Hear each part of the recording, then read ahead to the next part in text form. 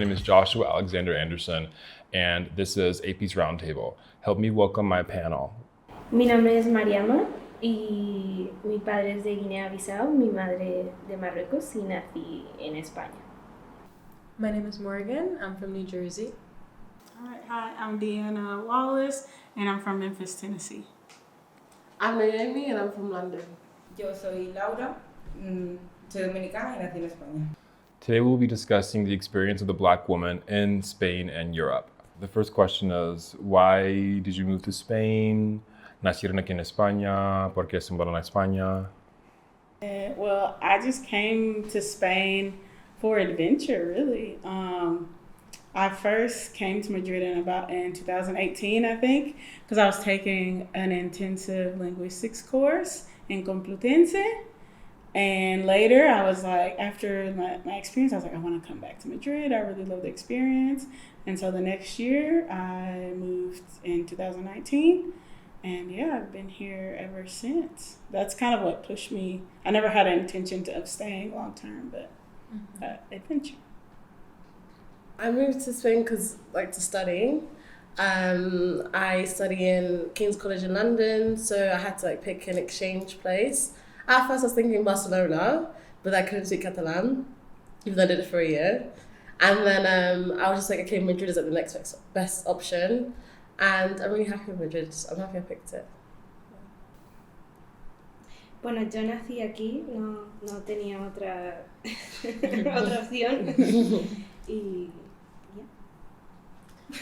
I came here because I felt like I was ready for a transition in my work and occupational career. It just felt like I wasn't having the right fit.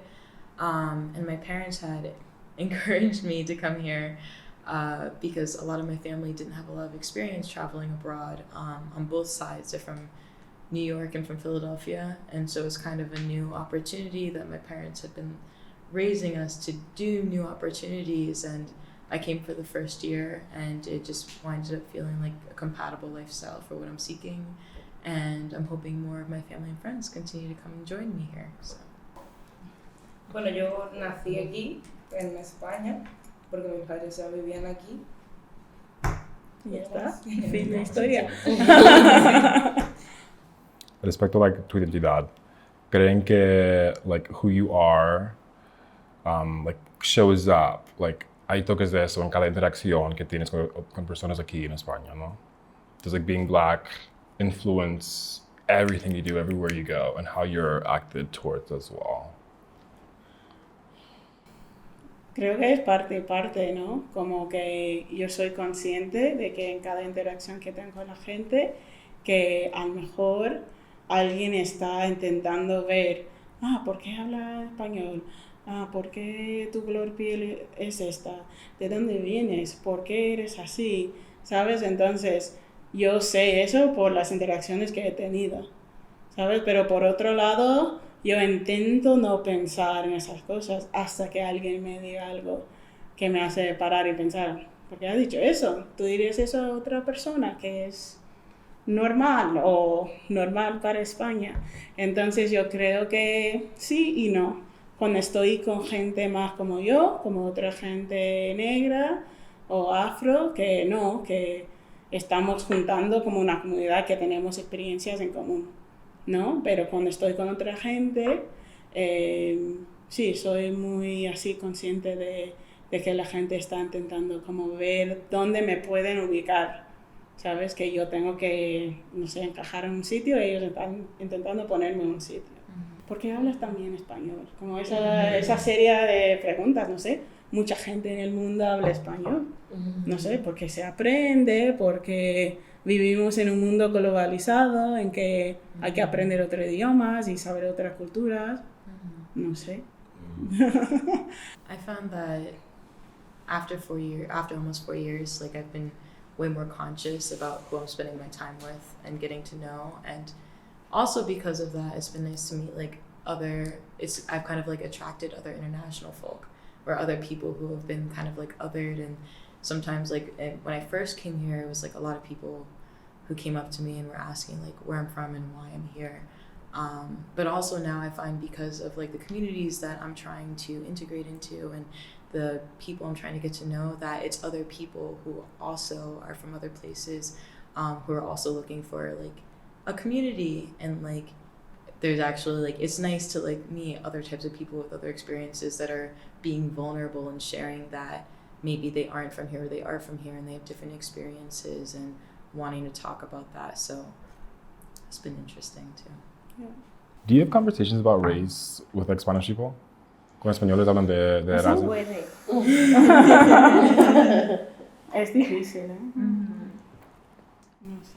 I think just because, like, you know, trying to work in a similar industry where these conversations come up more, I try to preserve my energy and how I go into certain interactions and, again, who I'm entering into conversations with. So I try to be aware of, like, you know, what knowledge I'm expending and at what risk, and also where spaces where I could just, like, plug a resource and be like, hey, this is your opportunity.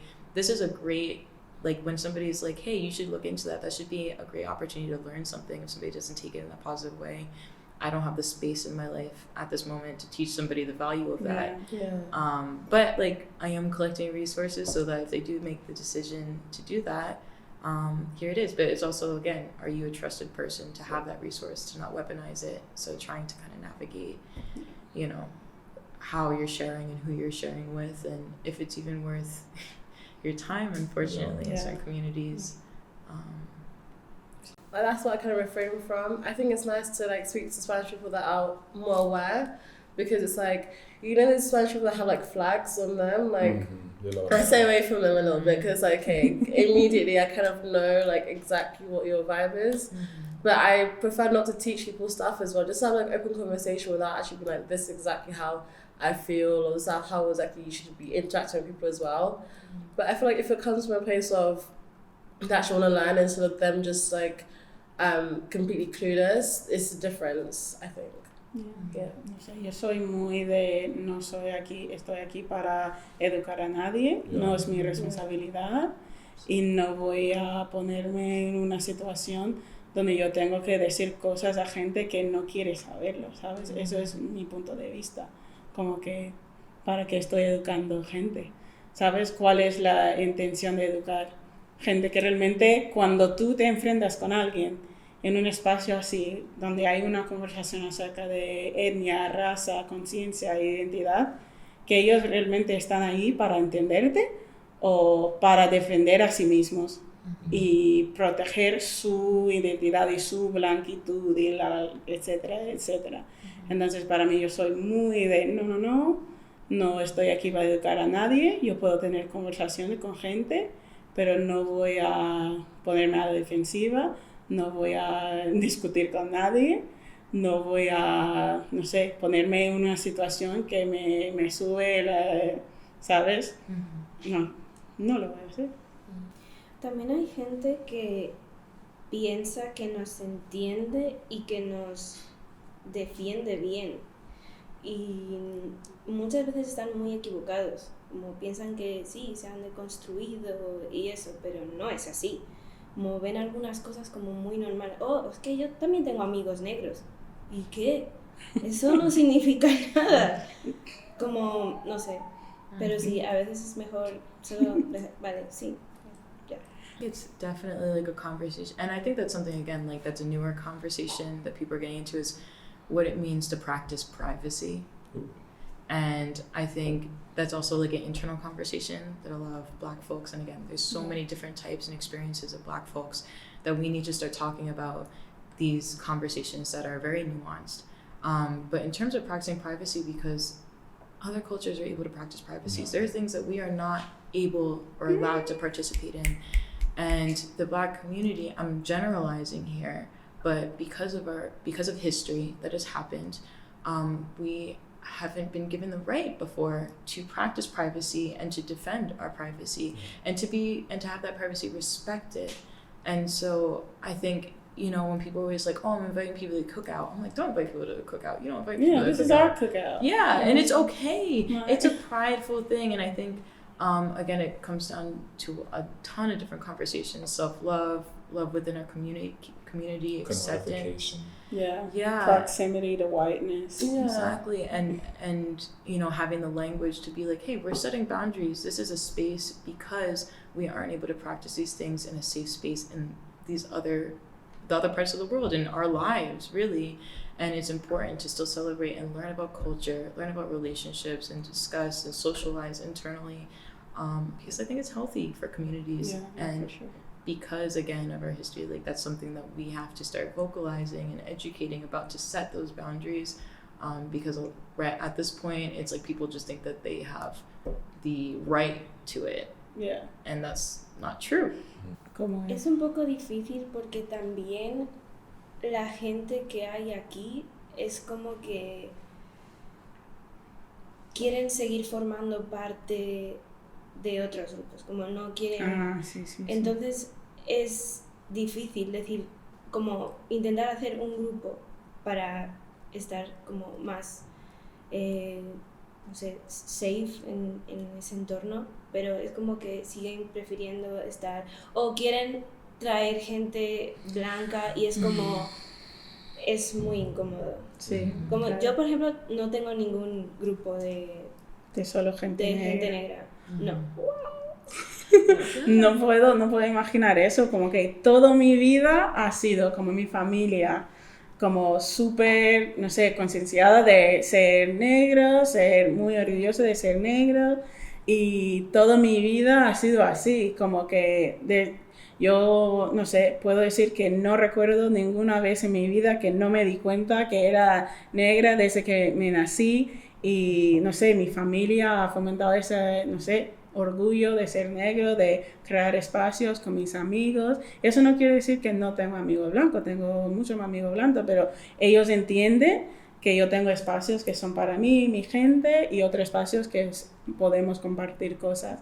Entonces para mí es como que, porque es algo que como es tan esencial para mí y para mi identidad y para, no sé, sentirme como una persona, no sé, tener ese espacio y como la falta, no sé. Yo me siento un poco extraña cuando se habla como sobre racismo, porque yo he nacido aquí y sobre todo me he rodeado mayormente de mi familia. En mi familia hay gente negra, hay gente blanca. República Dominicana es un país que la mayor parte de la población es gente negra, pero hay mucha diversidad. Y también me he criado aquí, rodeada de gente blanca y muchísimas nacionalidades, pero jamás he tenido algo como lo que dices tú, como un espacio de gente negra. Si acaso a lo mejor en mi familia, que a lo mejor hay más personas negras, pero nunca he tenido como ese lugar. Entonces, para mí es un poco distinto, y cuando escucho a otras personas hablar sobre estas cosas, como que no lo entiendo mucho, pienso como que, ¿cómo se sentirá eso? Sí, obviamente he vivido racismo en algunas ocasiones, pero no tampoco como algo súper agresivo. Gracias a Dios nunca me ha pasado nada extremo, pero no sé, me parece súper distinto las experiencias que contáis. Yo me siento un poco extraña, la verdad. Muchas veces me preguntan siempre como, ¿de dónde eres?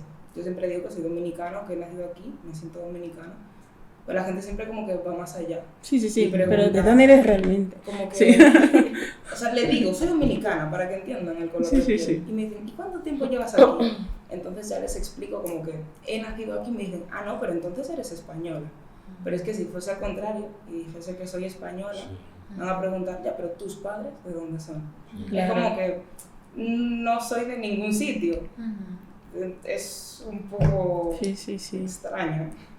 Y voy a practicar mi español también, porque a tu experiencia tenía un poco similar a vosotros también. Así en Nueva Jersey es algo difícil porque tenía espacios de negro también, de mi familia y de amigos también, pero en la escuela, en mi día a día vida, estaba más de blanco y diferente y como separado. Pero en Chicago tenía una experiencia de otros estudiantes en Chicago. Me han visto caminando entre como una calle voy a cambiar a inglés ahora, perdona. Eso bien. Thank you.